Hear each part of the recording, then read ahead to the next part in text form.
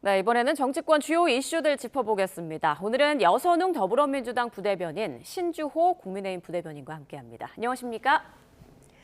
자, 정부가 어제 8.13 부동산 공급 대책을 발표했습니다. 일단 이번에 2만 7천 원 규모의 신규 택지를 공개했고요. 나머지는 연내에 추가 발표한다는 계획이죠. 그리고 착공 기간을 단축하고 정비 사업을 활성화하겠다. 이 정도로 요약을 해볼 수 있을 것 같은데 이재명 대통령은 집을 못 지어서 미쳤나 생각들 정도로 집을 많이 지어야 한다. 이런 말을 했습니다. 자, 두 분의 평가를 좀 들어볼까요? 이번 정책에 대한. 저는 이러한 정책들이 그동안 좀 나왔어야 된다 이렇게 생각을 합니다. 예. 제가 이제 방송에서 그동안 저도 여당이지만 부동산 정책에 대해서 약간은 좀 비판적인 시각을 가지고 있었는데 어제 발표는 사실 부동산 공급 대책이 포인트는 아니고 부동산 금융 대책이라고 저희가 이야기를 할 수 있겠는데요. 예. 어쨌든 이재명 정부에서 규제 일변도의 그동안의 대책이었다면 어제 발표는 약간의 규제 완화로 방향을 선회했다. 이렇게 평가를 할 수 있을 것 같습니다. 물론 대출 분야 그리고 수요 관련해서는 여전히 이제 규제가 좀 있지만 공급자 사이드에서는 규제 완화가 대폭 됐거든요. 특히나 지금 이야기 나오고 있는 것 중에 가장 대표적인 게 부동산 PF, 부동산 금융 활성화라든지 예. 그리고 지금 빌라나 아니면 일반 주택을 건설할 때 그때 이제 규제도 굉장히 완화했기 때문에 지금 민주당에서 정부 세제안 가지고 여러 가지 이제 수정 이야기가 나오고 있는데 예. 그것과 맞물린다고 하면은 부동산 관련해서 조금은 안정적인 정상화의 길로 갈 수 있지 않을까 이런 생각입니다. 네, 국민의힘에서는 좀 다른 생각일 것 같은데요. 일단 공급에 방점을 두었다는 것 자체에서는 높게 평가를 합니다만 예. 이것이 한시적인 대책에 불과하다라는 생각을 지울 수가 없습니다. 특히 이번 대책을 보니까 4분의 3, 75%가량이 이제 공공임대주택, 공공택지 개발 이런 것이거든요. 근데 서울시 같은 경우에는 90%가 민간 주도로 개발을 하는 상황입니다. 예. 수도권 같은 경우는 81%가 그렇고요. 그런 상황에서 구조적인 규제는 두어놓고서 땜질 처방을 하는 것 아니냐라는 국민적인 의심이 가득할 것 같습니다. 특히 재건축 초과 이익 환수제, 분양가 상향제, 그리고 용적률 완화 이런 규제들은 그대로 뒀거든요. 게다가 모든 국민들이 계속해서 관심을 갖고 계셨던 서울 지역의 주택 공급은 1,000가구에 불과합니다. 예. 그리고 23만 호를 공급하겠다라고는 했지만 실제로 어제 나왔었던 새로 짓는 그런 것들은 10만 호에 불과했었거든요. 그렇기 때문에 앞으로 후속 대책이 더 나와봐야지 알겠습니다만 이번 대책 자체가 결국에 미봉책으로 그치는 것 아니냐라는 의심을 전 지울 수가 없다고 봅니다. 강남권 그린벨트 해제와 용산공원 등은 이번 발표에서 빠졌는데 과연 앞으로 연내에 발표하겠다는 그 대책에서는 나올 수가 있을 것인지 협의가 굉장히 이루어져야 하는 부분이잖아요. 저는 약간 이제 개인적인 부동산 관련된 소신이 있는데요. 예. 부동산 그 공급 만능론에서 약간 우리 정치권이 빠져나와야 부동산 시장을 안정화시킬 수 있다고 생각을 합니다. 특히 이번에 제가 기대했던 것 중에 하나가 부동산 공급 대책에 너무 힘을 주게 되면은 사람들이 실망하게 되고 그 실망이 오히려 지금 이 막차다. 빨리 부동산이 부족한 걸 확인됐기 때문에 지금 당장 집을 사야 되겠다. 이런 생각을 하게 되기 때문에 오히려 서울 부동산 공급에 힘을 주게 되면 사람들의 실망감이 더 커질 수밖에 없는데 네. 지금 어쨌든 정부가 이번에도 많은 사람들이 관심이 강남에 있는 그린벨트 그리고 유일부지 활용 이런 것들에 관심을 두고 있는데 거기에 서울에서는 더 이상 그 빈 땅이 없습니다. 네. 그러니까 이번에도 작년에 97 대책에서도 빈 땅을 못 찾았는데 그리고 올해 129 대책에서도 또 못 찾았습니다.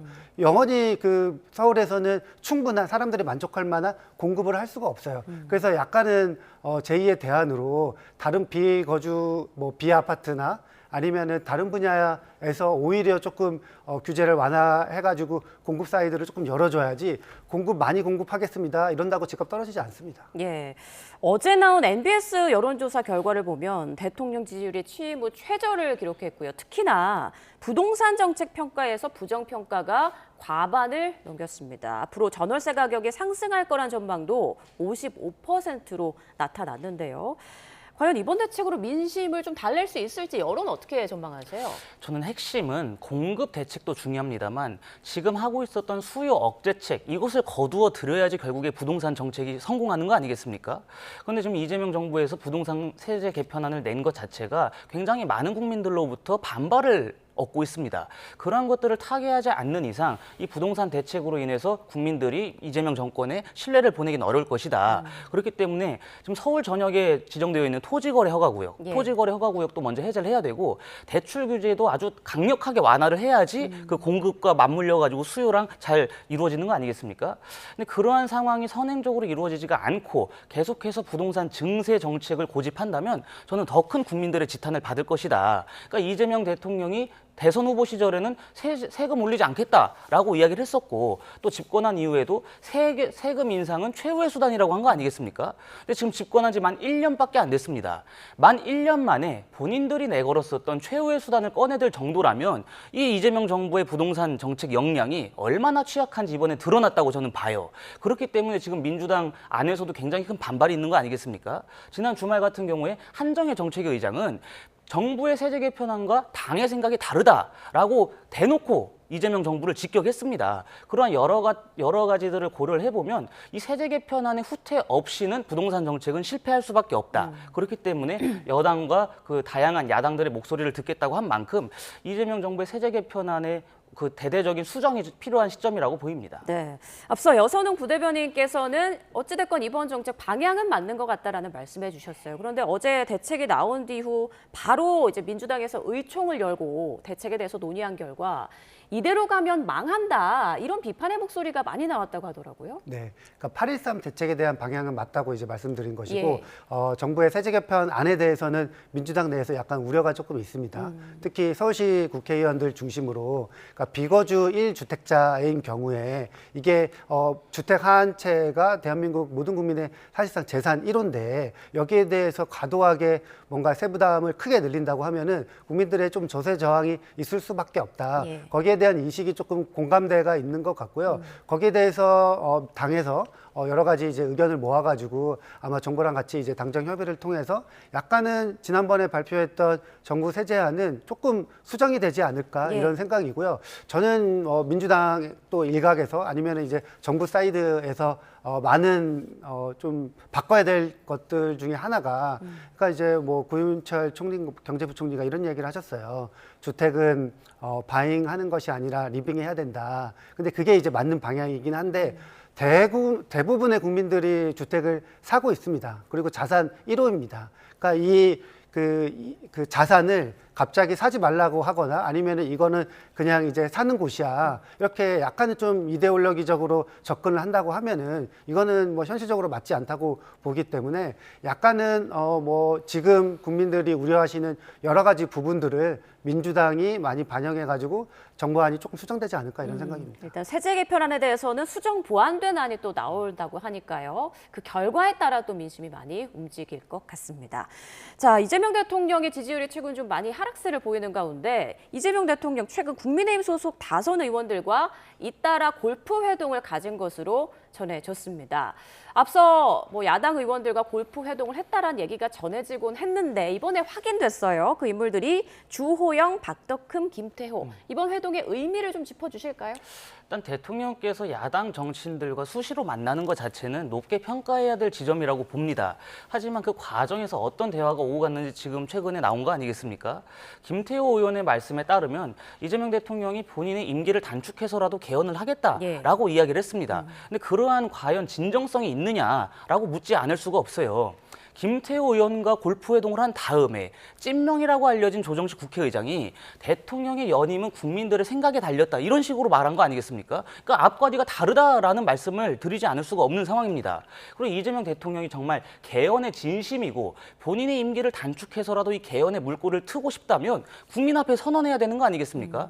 나 연임하지 않겠다. 그리고 나의 임기를 단축해서라도 시대적인 과제인 개헌 작업에 착수해달라. 이런 식으로 본인이 국민들께 말씀을 드려야지 야당 정치인들을 만나서 이런 식으로 하는 것은 어떻게 보면 밀실 야합 아니냐라는 비판에서 좀 피할 수 없다고 봅니다. 그렇기 때문에 이재명 대통령이 정말 개헌 문제에 대해서 본인이 정말 진심이고 진정성 있는 모습을 국민들께 보여드리고 싶다면 국민 앞에 나서서 브리핑을 하셔야 된다. 그렇게 보입니다. 네. 말뿐인 거 아니냐 이런 말씀이세요? 어떻게 네. 생각하십니까? 그러니까 개헌을 하려면은 예. 국민의힘 의원들이 찬성을 해야 개헌을 할 수가 있는데요. 그 이재명 대통령의 뭐 연임 관련된 그러한 규정들이 있다고 하면은 국민의힘에서 찬성하겠습니까? 저는 이재명 대통령의 개헌에 대한 의지는 확실하다. 이 진정성만큼은 국민의힘도 믿어줬으면 좋겠다. 이렇게 말씀드리고요. 어쨌든 지금 대통령이 야당 국회의원과 저는 식사든 아니면 뭐 차담이든 계속해서 만나가지고 소통하는 것은 매우 잘된 일이다. 그리고 앞으로 조금 많이 했으면 좋겠다. 이렇게 생각을 합니다. 미국 같은 경우를 보면요. 대통령이 상대당 국회의원들, 그러니까 상원 의원들한테 전화해가지고 이 법안 통과 좀 시켜주세요. 이렇게 하면서 거래도 많이 하고 그러는데 우리나라 정치 문화는 전혀 그런 게 안 돼 있어요. 지난번에 7월 초에 대통령이 야당 국회의원 누구한테 뭐 골프 회동 이야기가 보도가 됐을 때 그때 국민의힘에서 어떤 반응이 있었냐면은 지금 약간 좀 비슷한데 아니 왜 그렇게 몰래 따로따로 개인별로 만나냐 당에다가 연락해가지고 당에다가 신청하면은 우리가 매칭시켜주겠다 이런 식으로 주장을 하더라고요. 그게 가능하겠습니까? 지금 장동현 대표가 대통령 뭐 오찬 놔두고 바로 당일날에도 취소하고 뭐 여러 가지 이제 그 뭐 요구가 있어서 취소하는 마당에 대통령이 야당 국회의원과 만나는 것 자체를 국민의힘 안에서도 그렇게 막 비판할 필요가 없다고 봅니다. 근데 이게 사실 대통령과 골프 회동을 하신 의원들께서 대통령의 소탈한 모습을 봤다 이렇게까지 말씀을 하셨습니다.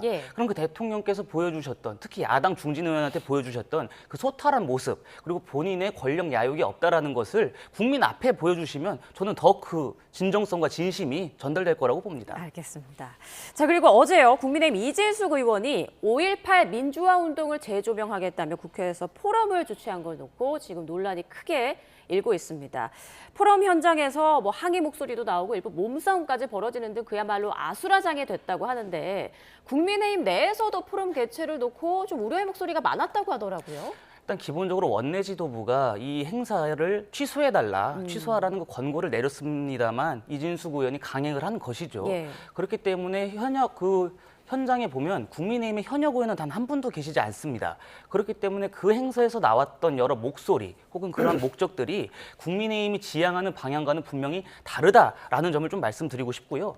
국민의힘의 당원에는 5.18 민주화 운동의 정신을 이어간다라고 분명히 명명되어 있습니다. 그러한 국민의힘의 당원을 이어간다면 이진숙 의원의 어제 행보는 굉장히 잘못된 행보라고 좀 보입니다. 네, 그럼 당 차원의 사과나 뭐 징계에 대해서는 좀 논의되는 바가 있을까요? 일단 개인 의원이 행한 그 행사이기 때문에 당 차원의 사과를 하는 것은 좀 굉장히 부적절하다고 생각을 합니다. 그리고 현장에서 이진숙 의원이 5.18 민주화 운동을 부정하는 식의 말씀을 또 안 하셨어요. 5.18 민주화 운동을 두고 우리가 다양한 의견들을 수렴할 필요가 있다라는 원론적인 말씀을 하셨기 때문에 당 차원의 사과라든지 이진숙 의원에 대한 징계 국면으로 넘어가는 것은 현 상황에서 부적절하다고 보고 당 차원에서 징계가 아닌 경고는 할 수 있겠죠. 앞으로 당의 그 위신에 누가 되는 이러한 행사는 좀 자제해달라라는 그런 공지를 이진숙 의원뿐만 아니라 전체 의원들한테 전달할 수 있을 만한 계기는 될 거로 보입니다. 네, 마지막으로 시간이 얼마 없어서요. 사흘 앞으로 다가온 민주당 전당대회 얘기 짧게 좀 여쭤보겠습니다. 오늘부터 민주당 지지층과 그리고 무당층을 대상으로 한 국민 여론조사가 시행이 되는데 다음 주 월요일에 이제 결과가 나오게 되는 거고 이 여론조사 결과가 하나의 변수가 될까요? 그렇지는 않을 것 같고요. 어쨌든 전당대회가 이제 막바지에 접어들었습니다. 이번 주에 이제 호남 그리고 서울 결과를 발표하게 되는데 뭐 지금까지는 약간의 이제 박빙의 승부였는데 많은 뭐 전문가들이 또 여의도 안에서 지금 이제 호남 경선에서 뭔가 크게 이제 조금 뭐 갈리지 않을까 이렇게 전망하는 분들이 꽤 많습니다. 어쨌든 지금 뭐 집권 여당이고 이재명 대통령 2년 차에 새로운 여당 지도부를 뽑는 선거이기 때문에 이재명 대통령과 합을 잘 맞출 수 있는 지도부를 원하는 것이 저는 당원들의 바람이라는 생각이 들고요. 어쨌든 이번 전당대회에서 사실은 약간의 좀 과열 조짐이 있지 않았습니까? 그러한 것들을 전대가 끝나고 새로운 지도부가 통합 행보를 보이면서 다시 하나된 민주당 모습을 보인다고 하면은 최근에 뭐 이재명 대통령 국정 지지도 그리고 민주당 지지도가 많이 좀 어려운 국면인데 그런 것들에 대한 뭔가 반등 모멘텀을 전당대회 끝나고 찾지 않을까 이런 기대를 해봅니다. 네, 알겠습니다. 두 분 말씀을 여기까지 듣겠습니다. 여선웅 더불어민주당 부대변인 신주호 국민의힘 부대변인이었습니다. 고맙습니다.